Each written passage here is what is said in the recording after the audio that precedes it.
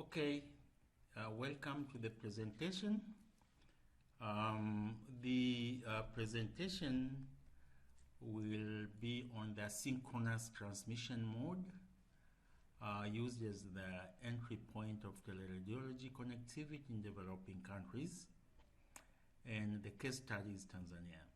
My name is Kenedy Greyson, and the main research question is what is the cost-effective link required by the teleradiology system in Tanzania? The presentation outline will cover the introduction, objectives, we'll look at the methodology used, technology descriptions, development, results and discussion, and hence we will finish by conclusion. To start with the introduction, there are a number of initiatives which actually started, and among these we still have one which is still working, and others could not do well because of the cost of the operations. So the component of operational costs, there are a number of components, but the main was due to the connectivity charges, which actually is supposed to be paid by the center itself, and the center will look for the money from the users. So this study will present a suitable and cost-effective link which will minimize the operational cost to minimize the cost so that the sustainability of the project is maintained. The link which we are talking about will be between these medical centers. Some are in the district level and others in the regional level. So the concern here is to make sure that the information is shared between the experts so that the teleradiology services is given to the communities. Currently, we started the national connectivity phase 1, which was inaugurated in June 2020. And the concern or the main objective is to connect all, most of, national-wise, we need to have all regional referral hospitals, RRH, and district designated hospitals, DDH, to be connected together. We started with the first one, which number of hospitals already started. So in these hospitals, we have modern modalities which are used to capture the images in the standard, DICOM standard, which actually is acceptable by the all medical imaging systems. So the connectivity issue here, which was used by the previous research of the previous work, were based on the dedicated link, fiber link, which is expensive, and it was expected that the cost of this link or the charges raised by this connectivity is going to be paid by the hospitals, and this made it was a very complicated situation because the cost was too high, having the dedicated link of the fiber to the hospital from the rural area. It couldn't be the easiest way to make the service available. So when we are starting this new project, we had to see the best approach so that we don't end up in failure as it was for most of the project which started earlier. So the question is, what is the cost-effective link required by the teleradiology system in Tanzania? Actually, we are talking about the best connection. So, as I said before, the best is the goal is to provide the best connectivity model. Here, the cost is the issue. We look at the service which is cost effective in the sense that it provides the good service and at the same time it provides the cost effective. So we are not trying to trade between the service provided and the cost, but rather we are trying to maximize the service while minimizing the cost. Methodology, we started this by looking at the previous projects. We had to see what was going wrong and what was going right so that at least we can accommodate good part of the story and forget the bad part of the story. So we learned the lesson where to see why some of these projects could not do well and some of them did, one of them actually did well. So we saw that the case was the link. So we said, okay, fine, let's start with having the dedicated link in one of the remote centers. So we started developing the link from one center, Morogoro Regional Hospital, to the hub in Dar es Salaam. So this was established as a pilot, and the test and observations was to be taken as a lesson so as to move to the next stage. So the network, here we can see we are looking forward to cover all the hospitals, regional hospitals, and we are looking forward to go to the district level as well. So the size of the network is big, it's a nationwide, but also we are expecting to have at least the good speed, and also to make sure that the image is distributed and retrieved in a good method. So the concern here, you could see number of modality in this table here. For example, most of the hospitals that we have, majority, a number of hospitals have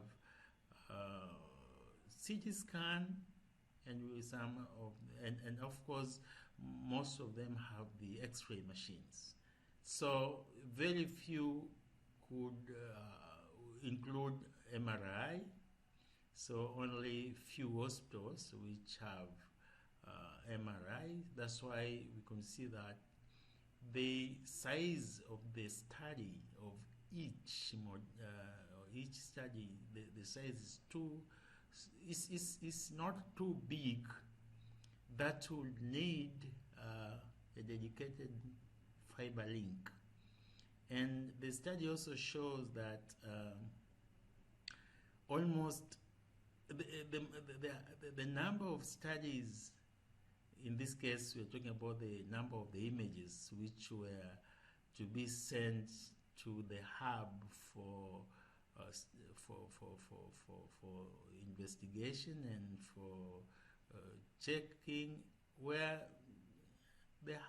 mostly we could say about 50. The highest number was 50 per center. So in this case, why we are concerned with this one is like saying if a day we are sending 50 X-ray machines, the size of the data to be sent to the hub is not that much big. That would require the dedicated link.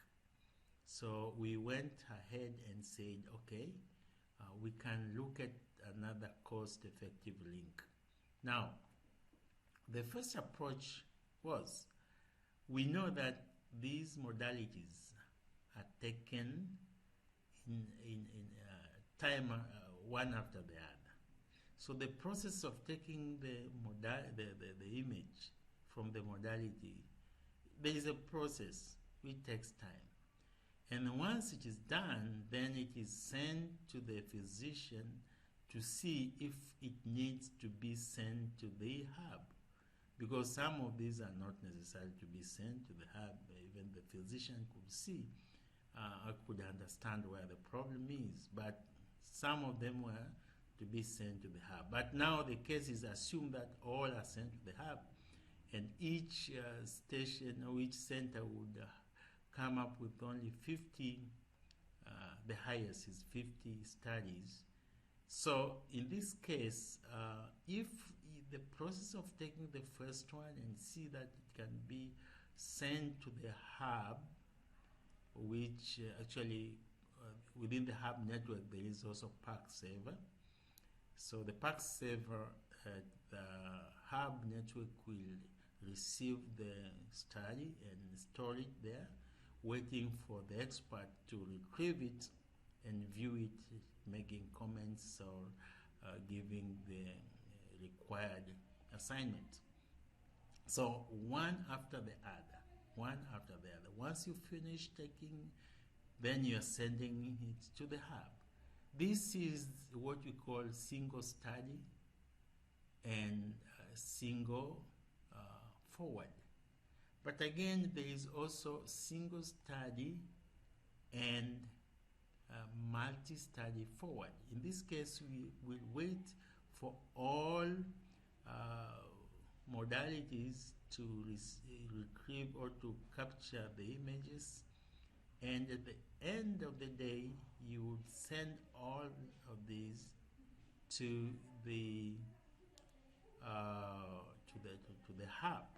In this case, that means the link is idle throughout the day, and wait for that short period of time to send the rest.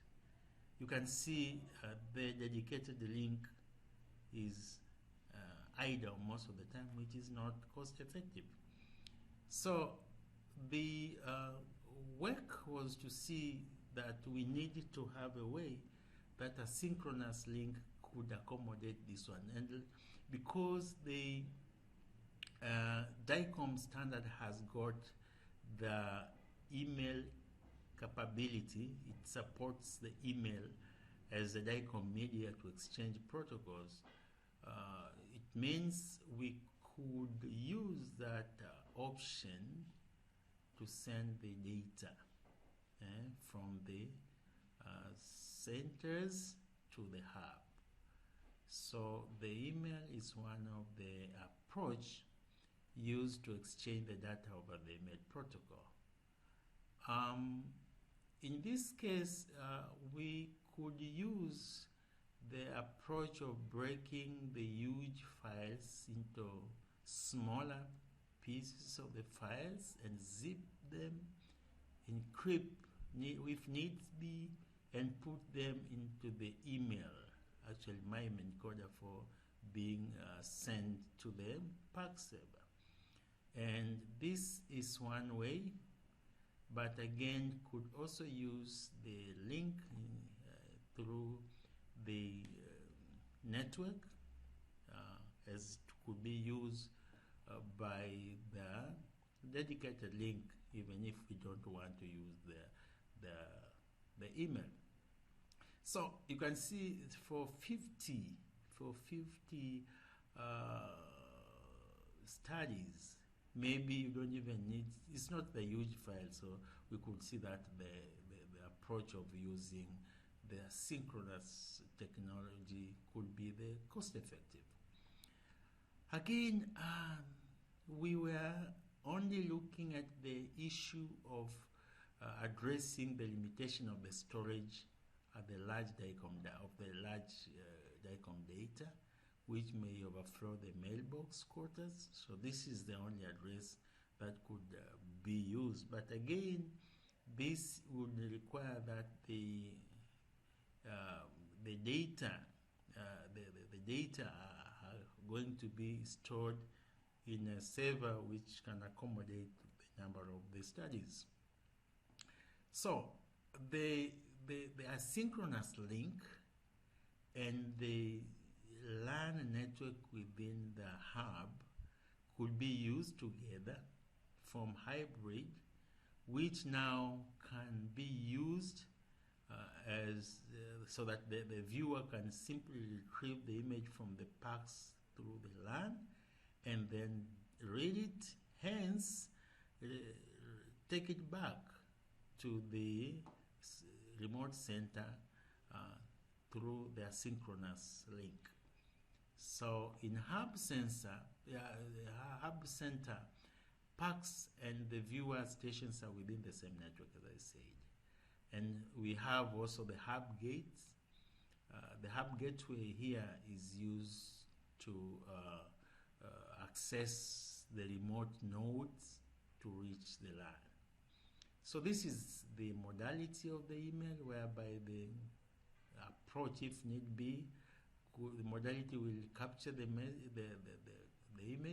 and then could zip it and then send it through email to the PACS server, and the viewer from the workstation could download it and again view it after decoding and decrypting it.